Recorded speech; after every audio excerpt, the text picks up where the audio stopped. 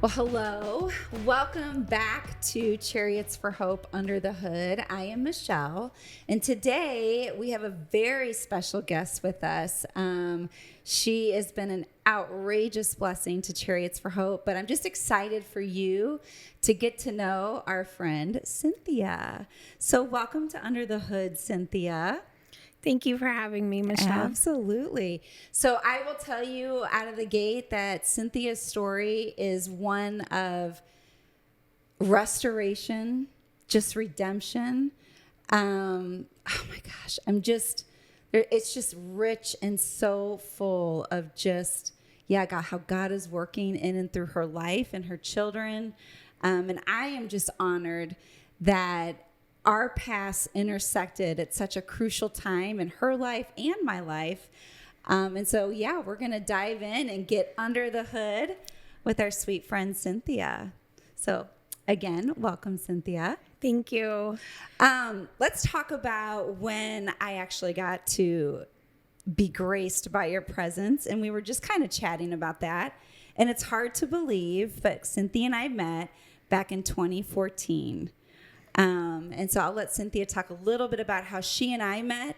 And then if you would tell us a little bit just about where you are or where you were, and then how maybe you got there. So, yeah. Absolutely. And just to begin, I just want to introduce myself. My name is Cynthia Goslin. I am an enrolled member of the Kickapoo tribe of Kansas. I am also Muskogee Creek from Oklahoma. And I met Michelle in 2014. Crazy. It doesn't even seem like it's been that long, but it has definitely been a wonderful journey. One of the things that I just wanted to touch on is my past. Where I am today, is completely separate to where I come from. Yes. And what has happened throughout my life. In my past, I used drugs, used alcohol as a coping mechanism. I had a lot of anger within me, a lot of different traumas that I went throughout my life. It's different being Native American, being indigenous. It's like you live in two different worlds. So you have your culture and you have this other representation, but you're also walking in this other world where there are expectations and there are different things that you have to navigate through. And it's no secret, coming from an indigenous community, coming from a reservation, we do have our issues. A lot of those issues are alcohol. A lot of those issues are drugs. There's been a lot of generational trauma that Native Americans have experienced throughout centuries. There's a lot of trauma, unhealed trauma, that has a direct effect on people like myself, my children, and generations to come as well. But getting through my story, I numbed a lot of that pain. I numbed a lot of that frustration and those hurts that I had by using drugs and by drinking alcohol and engaging in risky behaviors and doing different things. I was not only addicted to those substances and those chemicals, I was also addicted to that lifestyle as well. It was something that I grew up with. It's something that I knew. I didn't know the other side to it. I thought everybody grew up that way. Wow. So then making some really poor choices, I made a really bad choice, and I went to prison. And when I was in jail, I was released out on bond temporarily. And the place that I went to, the lady that I met, she was indigenous. She's Native American. She just loved me. Well, that's easy to do. Yes. She just loved she loved on me. She loved me completely. She showed me something that I wasn't used to seeing from people. And it just really started knocking down a lot of those bricks that I had built up. I was a very hard person. I was a very angry person. And she just kept pushing and kept pushing, and wanted to get to know me, wanted to know who I was. And it was through that experience that I kind of wondered, what else is there? Like, what else is going on in this world? Who is this person? Like, she don't even know me, but she cares about me. Like, how can you care about me so much? And she believed in Christ. She believed in God. And I had gone to church growing up every now and then, but I didn't feel what I felt in that moment. So kind of fast forwarding through that, there's a lot of blessings within that happened. I wanted something different.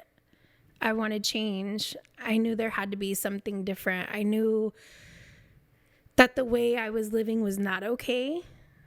I was pregnant when I went to prison. I have 3 children biologically. My son was 10 years old. My daughter was 6 months old. And I just found out I was pregnant.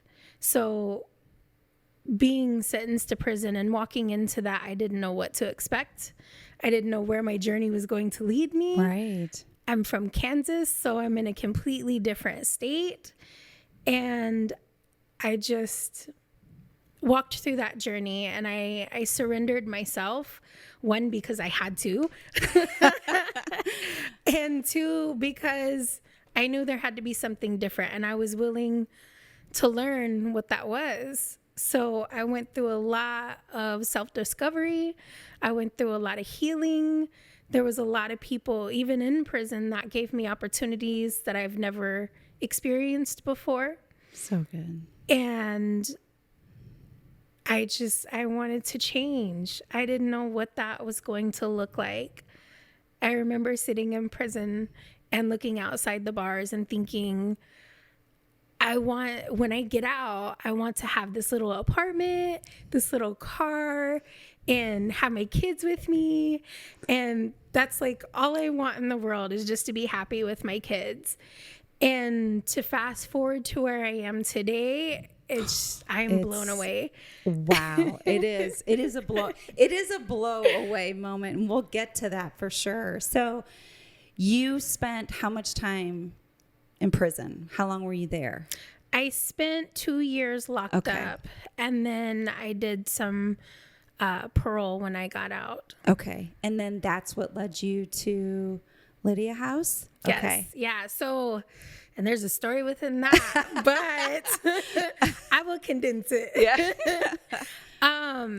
So technically in the state of Nebraska, you are not supposed to be able to keep your children there unless you fit a certain criteria. Okay. I was outside of that criteria, but because I was going through all them self-betterment classes to try to do something different, the warden felt that I deserved a chance. So I got to keep my daughter with me. Wow. I didn't know where I was going to send her. I knew at that time that my son was safe, and I knew at that time that my daughter was in a good position, but I had no idea where I was going to send my youngest. So she stayed with me, and I had to have some real conversations with my family members, with people of my past, and with myself as well. Am I going back to Kansas, or am I going to do something different? And it was definitely a journey and a process to make that decision, but I had peace about staying. I don't have any family in Nebraska. I don't have the support system that I know of yet. Sure. But I knew going back, it was just going to put me in that same position, and I was not willing to do that. So I wrote to several different places, and the Open Door Mission Lydia House accepted me, even though my charges and the situation that I was in, they were willing to accept me. So I walked in there. My daughter and I, the only thing that we didn't have anything, right? We walked in there and it was just what I was wearing, what my daughter was wearing. I got a couple outfits from the nursery and we were there. That was our new place. When the program, what was it, like 18 months? I mean, how long was the program? Or was it 12?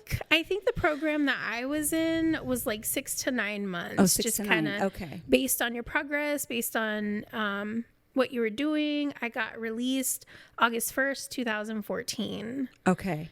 And then that's when you went there. Yep.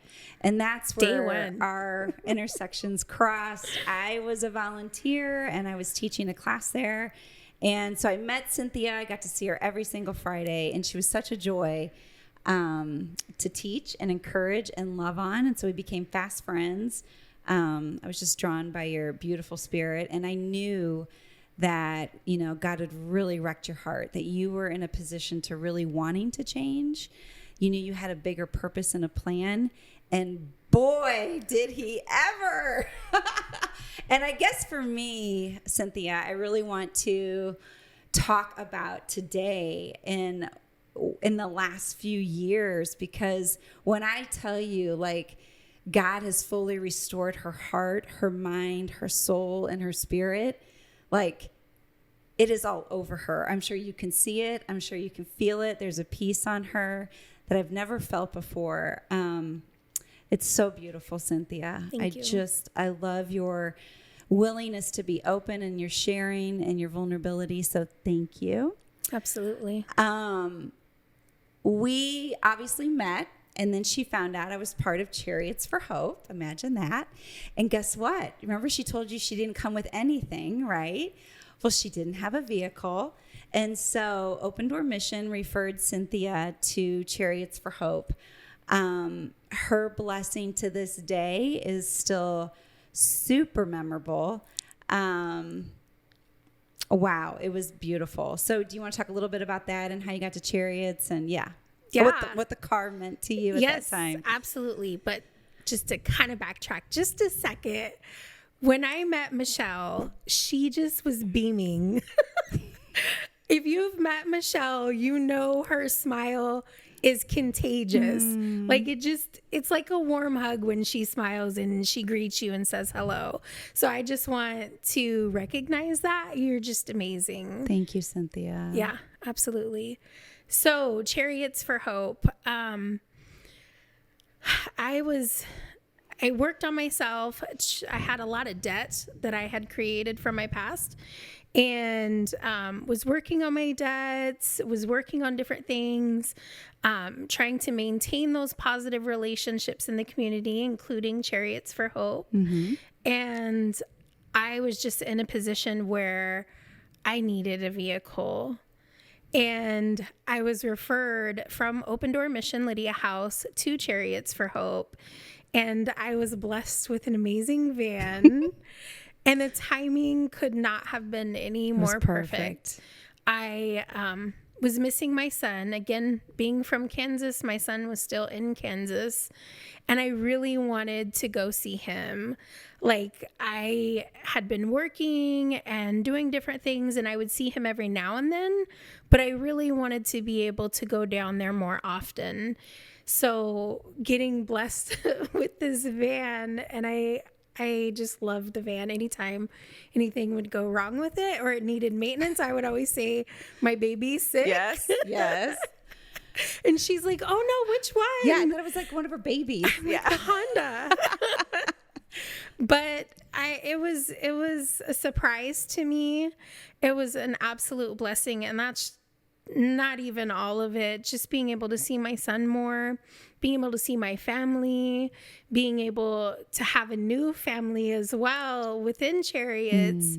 When they say it's just not about the car, it's about friendships and family and relationships. That's exactly what I got. Amen. Is a family. Even to this day, I have such a strong support system because of Chariots for Hope. Thank you, Cynthia. So share with somebody, like, after you got the vehicle. I know her story because I've been able to celebrate it with her. But we talk a lot about self-sufficiency and empowerment and all those things that transportation does for all the amazing people we serve. And Cynthia's story in particular, she went back to school. This is a single mom of 3, and she decides to go back to school. And also, like she mentioned too, she talked about getting out of debt. Wow, she worked really hard to do that. And I guess for me, to encourage other people, like, you can do it. You can go back to school, and just talk a little bit about that, the purchase of your home, just all those beautiful things that unfolded once you were able to start working your way. Absolutely. Going back to the story I was telling you earlier in my past, and looking out when I was in prison and just thinking about having a small car, having an apartment, having my kids, and just being happy. That's not what happened. I mean, it happened, but then so much more came from it. Like, I never could imagine where I would be today. As Michelle was saying, I worked on my debt. I worked really hard with one of their financial advisors at the time to get my debt paid off, to get me in a position where I was aligning to buy my first home. And that was such an important day, not only for me, but for my kids as well, because growing up, I didn't have that stability. I went to several different elementary schools. I was moved from here and there.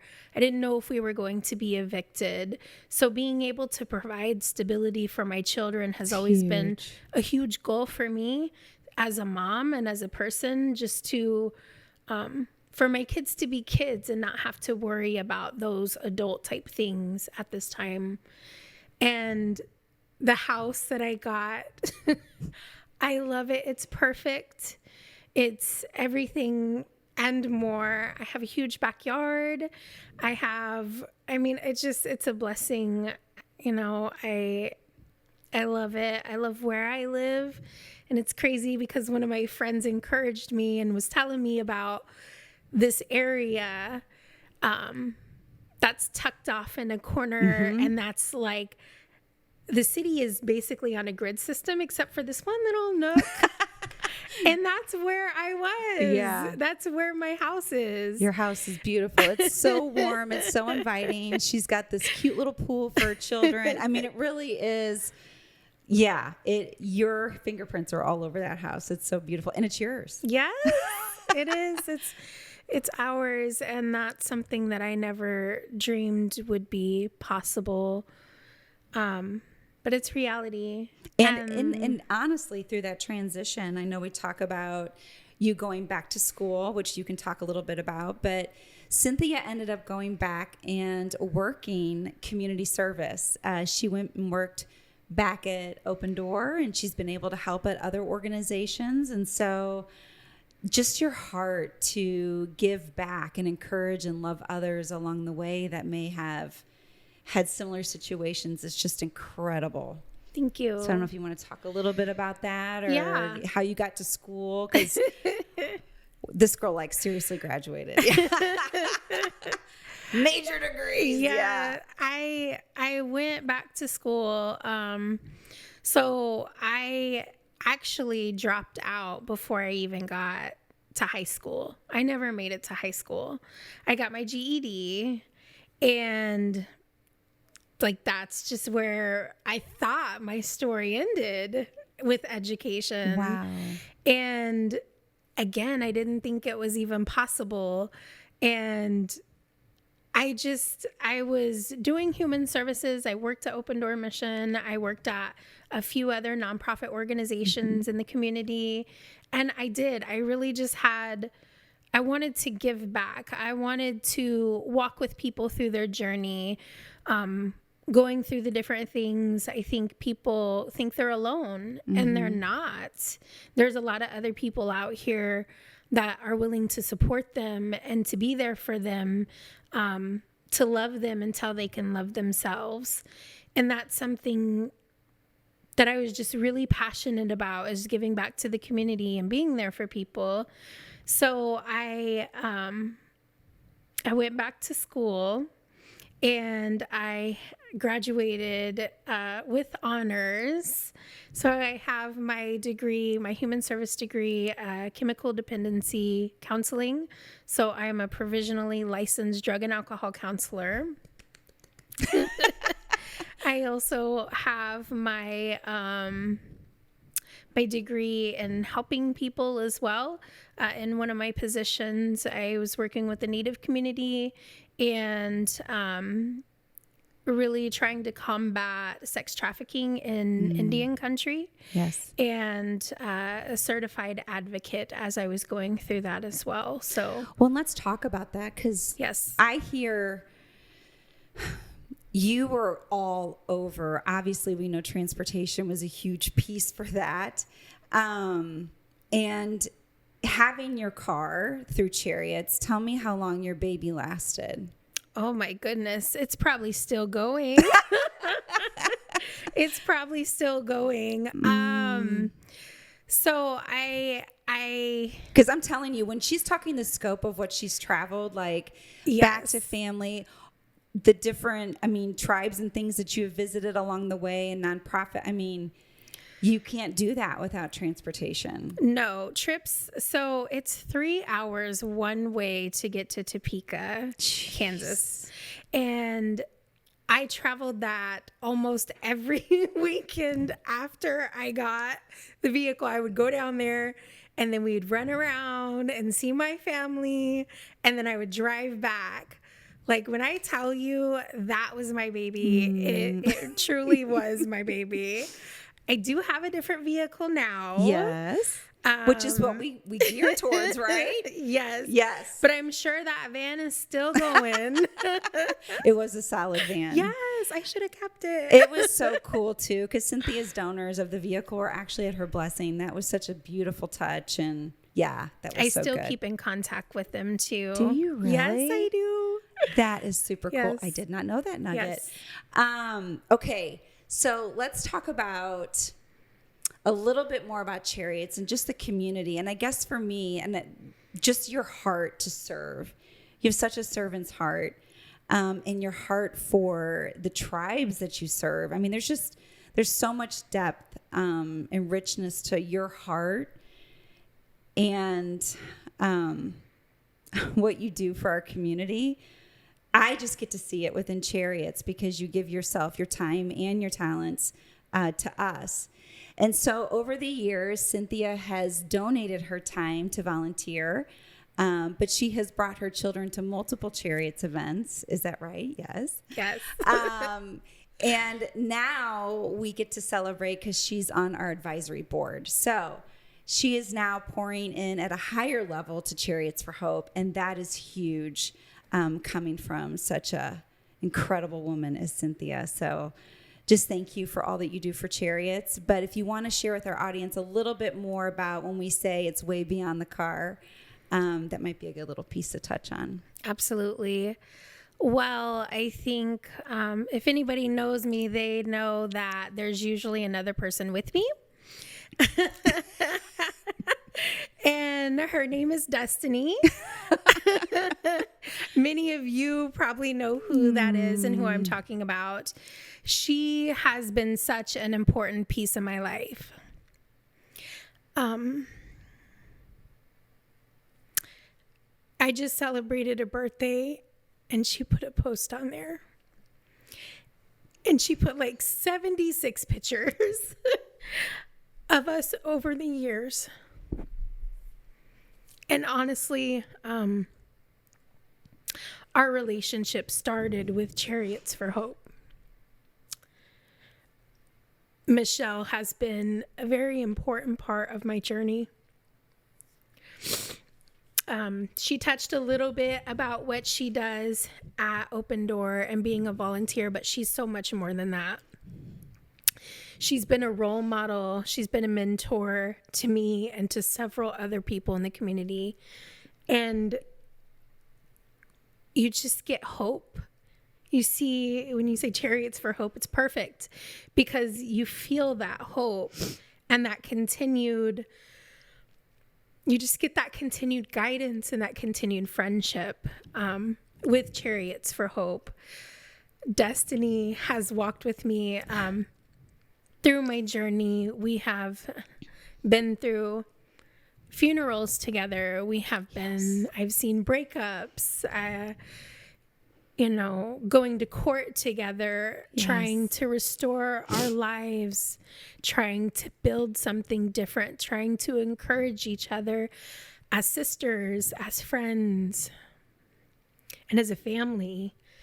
And when I see people get blessed with these vehicles, even to this day, I just get chills because I know their life is going to change. I know they have a support system that is always there for them, always willing to pick up the phone or to text them or to meet them somewhere when they're struggling, maybe with sobriety, maybe they're struggling with their family, maybe they're just struggling financially, whatever is going on, or maybe they just want to be celebrated or celebrate something. Chariots for Hope has always been that for me, and that's priceless. It is.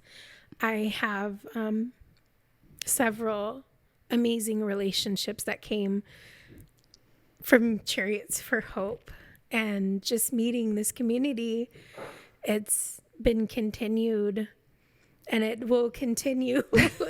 Yeah, you're not going anywhere. Surprise! No. Oh my gosh, I love that you shared the richness of the relationship of you and Destiny, because the two of you have encouraged and inspired me along the way. It has been a lot, and it's a lot of valleys, but there's also a lot of hills and victories that we've all been able to celebrate together. And it is a sisterhood. It is a bond. It is way much more than the car. Yes. But how God just beautifully wove us together. And I think for me, looking at your journey, Cynthia, it's just, there's so many women that think that they can't do it, or that there's circumstances from their past that can't get them forward, or if it's something from a cultural standpoint that they think they can't get out of. Your story is just so, it's just encouraging, and it does give hope that it is possible. I want to touch on, before we finish and before we close, what you're doing now and how you are working as a tribal liaison. I can't even begin to tell you. It is so beautiful because her daughters are involved, and the company she works for allows it, and she is touching so many lives within different tribes. And so if you want to just tell a little bit about that. Yeah, absolutely.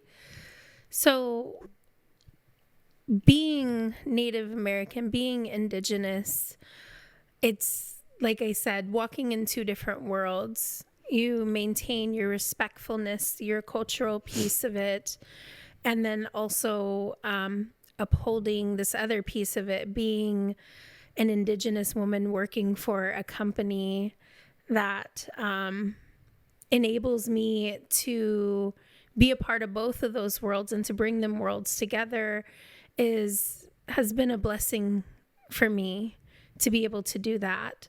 Talking with my supervisor in the very beginning, I go to different tribal events. I go to different powwows in the community. And one thing that I had said is it's important for my children to be a part of that.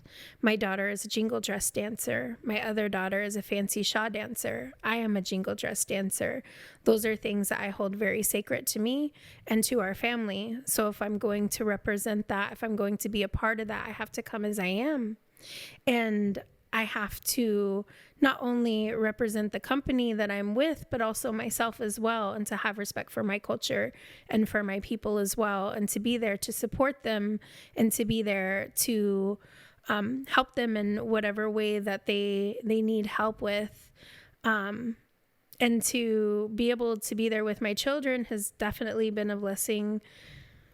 Yeah. To watch them dance. Oh my gosh, to watch them dance is incredible. It is absolutely beautiful. If you've never seen it, I highly encourage you to check it out on YouTube or something. But yeah, I tell you all the time how proud I am. I probably tell her that way too much, but is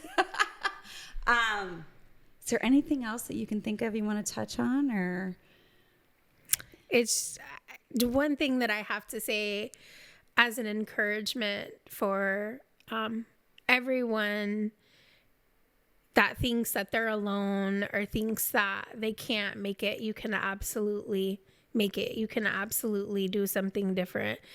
Don't be defined by your past and what has happened. Take that next best step. There are people out here willing to support you, willing to walk with you. I know Chariots for Hope is absolutely a good place to start. If you don't know where to start, you don't know where to go, look them up on Facebook, reach out to them. You can reach out to me as well. I'm here to support you. Our Chariots for Hope family is here to support you. For sure. Even if you don't need a vehicle, let's say you're fine with a vehicle right now. Just that family interaction, the community. If you're struggling with sobriety, if you're struggling just not knowing where you fit, come check us out. Come see what's going on. There's several events that are happening in the community. If that's not something that you need help with, just come support. Come support us. Come support Chariots for Hope and what they're doing. If you have a vehicle you want to donate, there's somebody out there that needs that vehicle. So if you feel moved to do that, please just act on it. Just do it. just do it. Just be what a part she of said. it. Yeah, just what she said. No. Come join us. Oh, well, thank you, Cynthia, for sharing your heart, just sharing what Chariots has been for you. But wow, just celebrating this amazing single mom. She's crushing it, y'all. She really is crushing it. So thank you for tuning in to Under the Hood. Look forward to sharing another amazing story, just like our sweet friend Cynthia. Love you, Cynthia. Love you too. Thank you. Thanks for checking out the Chariots for Hope Under the Hood podcast. If you are inspired by this story and would like to know ways that you can make an impact in the lives of those trying to overcome transportation barriers, we can't encourage you enough to check out our website at chariotsforhope.org or follow us on social media for daily updates. Thanks again for listening, and God bless you.